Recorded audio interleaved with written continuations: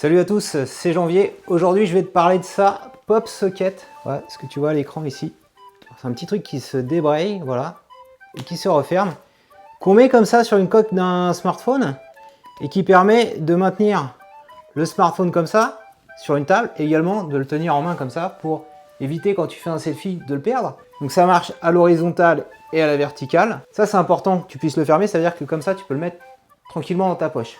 Donc quand tu l'ouvres, c'est pour le sélectionner. Donc ça, ce petit grip là, ça vaut 10 €. Il y a toute une mode autour pour les personnaliser. Moi, j'ai juste pris un pop socket fonctionnel. La personne qui a eu l'idée de ce concept, c'est un professeur de philosophie qui a sorti un prototype en 2012 et il a eu une levée de fonds participative sur Kickstarter. Ça a été le carton et maintenant, c'est un truc qui est vendu à l'international. Donc on va le positionner là. Je l'ai en mode ouvert. Et tu vois, ça te permet comme ça de fisser le téléphone. Alors la petite attache que j'ai mis là, elle vaut 10 €.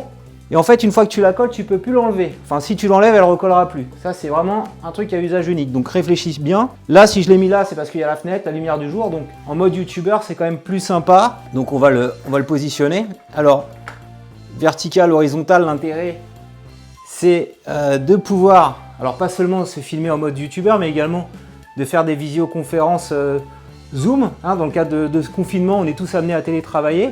C'est quand même plus sympa si tu peux montrer une belle qualité d'image. Donc on va le faire là, comme ça. Je prends l'appareil photo. Voilà, je retourne.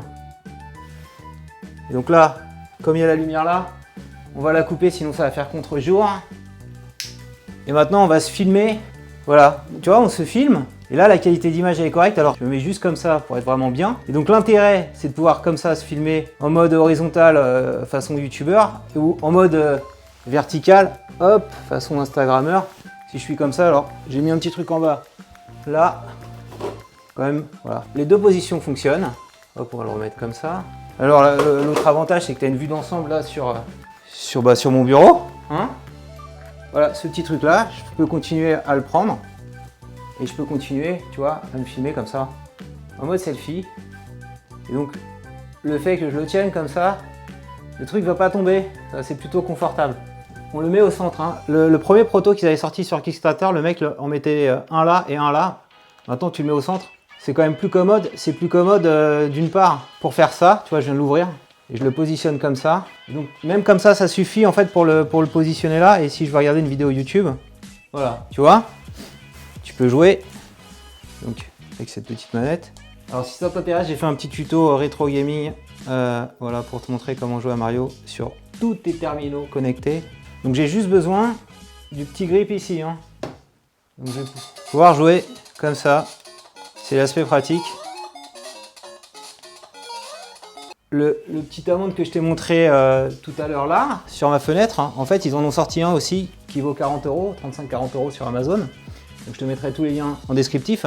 Et donc celui-là, il est utile, particulièrement utile quand tu vas dans ta voiture pour brancher ton téléphone en mode GPS.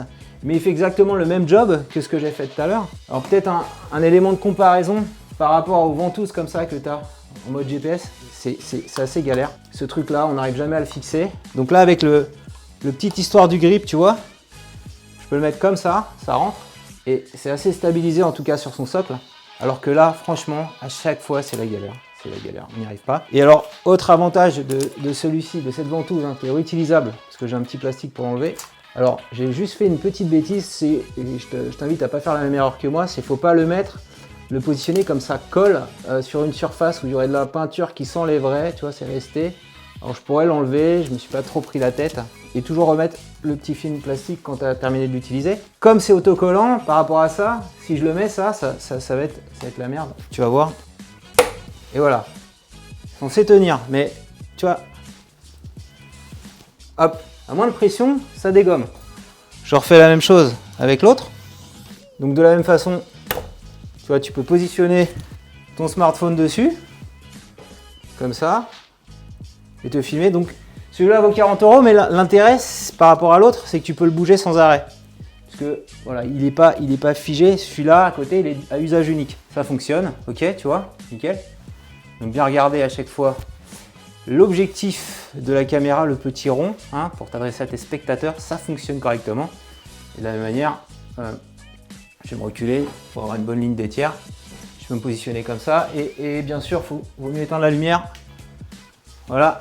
Et là, on n'est pas trop mal, quoi. Voilà, tu vois. Et donc, bien sûr, quand tu te filmes comme ça en mode youtubeur, n'oublie pas d'avoir un petit micro-cravate que tu mets sur ton smartphone, sur la prise mini jack.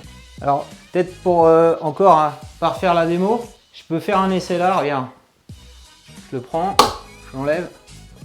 Tu vois, faut vraiment y aller. Hein. Une fois qu'il est positionné, c'est un peu galère. Si je le mets là, sur ça, ça peut être l'équivalent d'un bureau. Tu vois, je le positionne. Si tu as un revêtement comme ça, je switch. Tu vois, ça tient bien. Je peux même, je pousse le vis à le tenir comme ça. Bon, pourquoi c'est important que ça tienne le choc, ce genre de ventouse? Parce que derrière ton smartphone, et si ton smartphone il tombe, bah, c'est quelque chose qui vaut, je sais pas, 300, 500, 600 euros. Donc faut vraiment faire gaffe à ça. Donc c'est pour ça qu'il ne faut pas prendre n'importe quelle ventouse du marché. Alors on va l'enlever, hop. Je te remonte le truc de base. Ça c'est 9 euros. Pop socket, fermé, ouvert. Rien que ça, voilà. Ça peut être un petit cadeau sympa à faire à Noël. Ce petit, ils appellent ça pop mount, pardon. Tu vois, c'est ça, la boîte. Si je le mets comme ça ici, même sans le fixer, par rapport au truc de base, c'est quand même un confort un peu plus sympa. Donc, moi, je te recommande de prendre les deux. Alors, si tu n'as pas beaucoup de budget, pas beaucoup d'argent, tu peux prendre celui-là qui est à 10 euros, mais il faut bien avoir en tête de bien le fixer au bon endroit parce qu'une fois qu'il est collé, tu pourras le décoller, mais tu ne pourras pas plus le recoller. Ça rend tout terrain, quelque part, ton smartphone, et donc, tu vois, c'est pas très cher. Si cette vidéo t'a plu, je compte sur toi pour mettre un petit pouce levé. Dis-moi en commentaire si tu connaissais ce petit pop socket, si tu comptes t'en prendre un ou en acheter un pour tes proches, comment tu vas l'utiliser principalement. Abonne-toi à ma chaîne YouTube pour recevoir chaque semaine un nouveau tutoriel. Allez, c'est parti Mario. C'est manette, hein. Regardez. Hop, sur le smartphone. Regardez-moi ce champignon.